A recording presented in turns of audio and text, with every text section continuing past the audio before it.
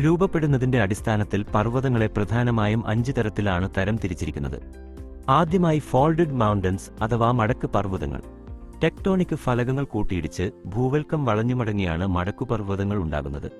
ഏഷ്യയിലെ ഹിമാലയം, യൂറോപ്പിലെ ആൽപ്സ്, വടക്കേ അമേരിക്കയിലെ റോക്കി മൗണ്ടൻസ് എന്നിവ മടക്ക് പർവ്വതങ്ങൾക്ക് ഉദാഹരണമാണ്. അടുത്തത് വോൾക്കാനിക് മൗണ്ടൻസ് അഥവാ അഗ്നിപർവ്വതങ്ങൾ. ഭൂമിയുടെ ക്യാമ്പിൽ നിന്ന് ഭൂവൽക്കത്തിലെ വിള്ളലിലൂടെ പുറത്തേക്ക് പ്രവഹിക്കുന്ന മാഗ്മ ക്രമേണ തണുത്തുറഞ്ഞ് കോൺ ആകൃതിയിലുള്ള പർവ്വതങ്ങളായി രൂപപ്പെടുന്നവയാണ് അഗ്നിപർവ്വതങ്ങൾ. ഹവായിലെ മൗന കിയ ഇതിനു ഉദാഹരണമാണ്. ഇനി ഫോൾട്ട് ബ്ലോക്ക് മൗണ്ടൻസ്. ഭൗമഫലകങ്ങളുടെ ചലനം മൂലമുണ്ടാകുന്ന സമ്മർദ്ദം ഭൂവൽക്കത്തിൽ പൊട്ടലുകളുണ്ടാക്കുന്നു. തന്മൂലം ചില ബ്ലോക്കുകൾ ഉയർന്നുവരികയും ചിലവ താഴുകയും ചെയ്ത് ഫോൾട്ട് ബ്ലോക്ക് പർവ്വതങ്ങളുണ്ടാകുന്നു. യൂറോപ്പിലെ ഹാർസ് മൗണ്ടൻ ഫോൾട്ട് ബ്ലോക്ക് പർവ്വതങ്ങൾക്ക് ഉദാഹരണമാണ്. അടുത്തത് ഡോം മൗണ്ടൻസ്.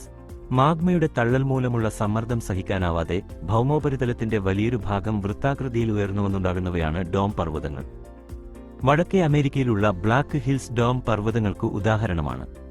അവസാനമായി റിസിജ്വൽ മൗണ്ടൻസ്.